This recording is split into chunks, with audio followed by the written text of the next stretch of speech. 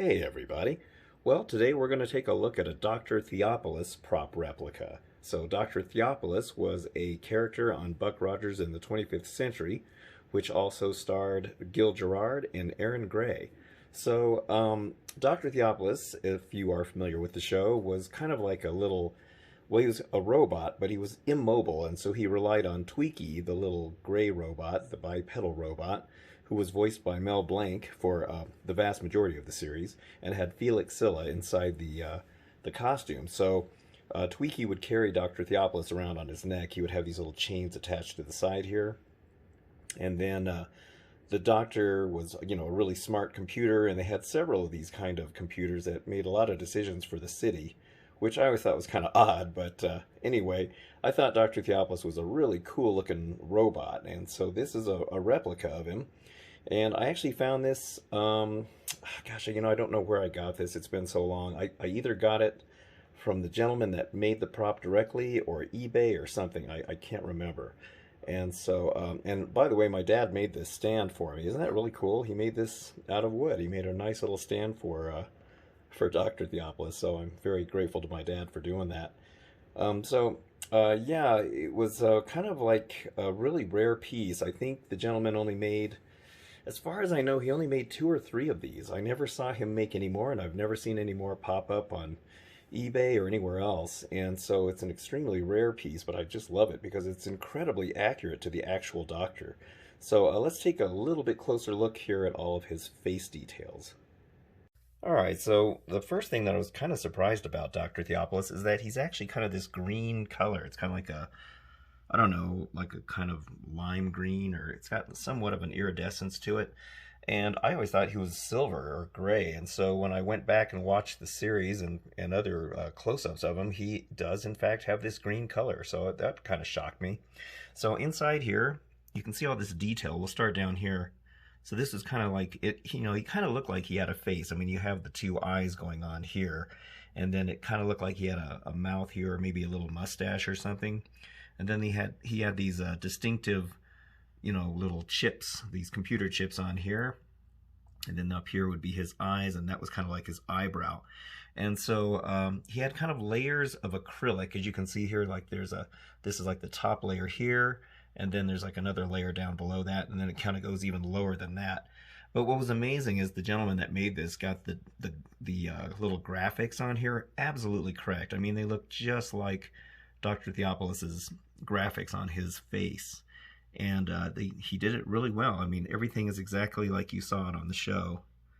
And so, yeah, it's a really cool piece, and I was really happy to get it. I think the eyes are a little bit smaller than Dr. Theopolis's eyes, and maybe a slightly different, maybe like not quite so narrow at the edge here, but everything else looks pretty spot on.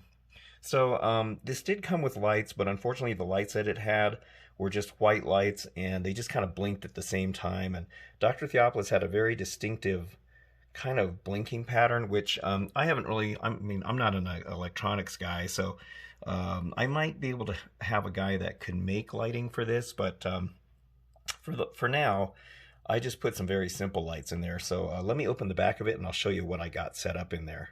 Okay, so the back here is actually just, I think it was vacuum formed styrene plastic or some kind of plastic, and the sides of him are actually metal. This is actually metal. So when you pop this off, which I already did, you'll see there is a massive spaghetti farm of wires in here. And so, by the way, that's what the inside of it looks like. So yeah, there is a massive, massive wiring in here. So this is what I ended up coming up with, because this was actually, so what this all actually is I used to work in the grocery business, and we used to have these really cool displays all over the store. This one came from a Super Bowl display from, I don't know, 15 years ago or 20 years ago. I don't even know how long it's been now.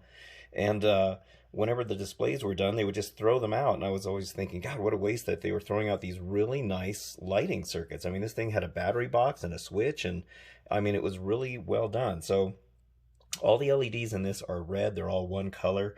Dr. Theopolis, I think he had multiple colored lights as far as I can remember, or maybe it was just the way it looked when it was shining through the acrylic, but I don't remember. Now, these just kind of follow a chasing pattern. Dr. Theopolis's lights were kind of they would kind of blink in a kind of a sequence around his circumference, but then when he talked, everything would turn more of a red color, and it was a very kind of distinctive blinking pattern, which I think would be really hard to replicate even if you had electronics knowledge.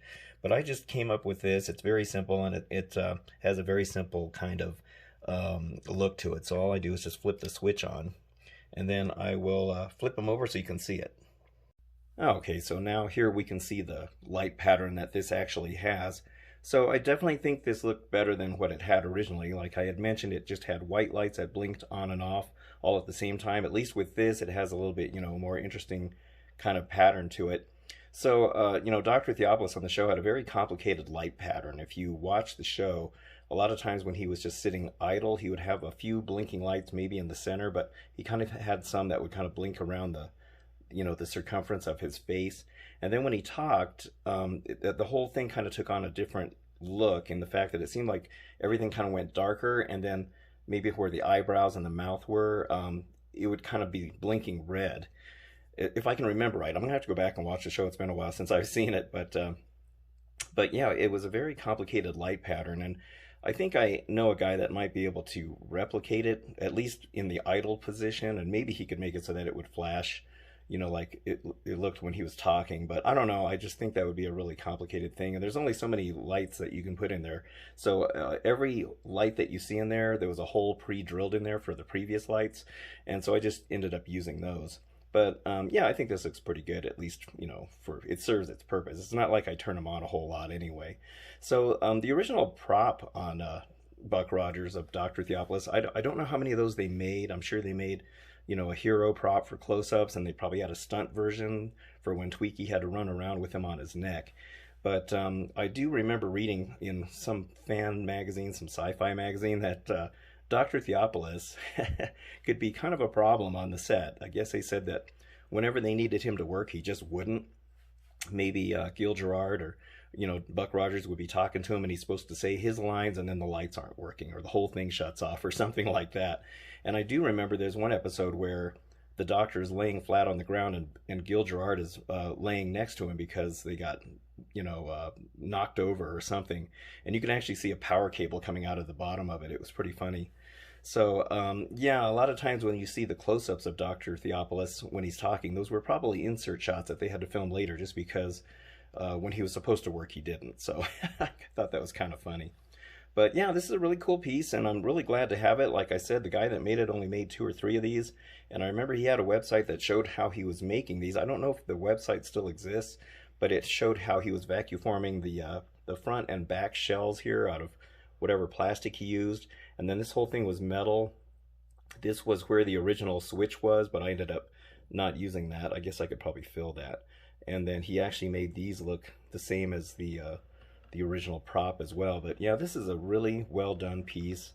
Only 2 or 3 of these exist as far as I know, and I'm kind of surprised that one of these prop replica companies hasn't made one of these. I mean, it's kind of an iconic little robot from the show, but hopefully maybe someday somebody will make one, or make a commercially available Dr. Theopolis. I think that'd be really cool.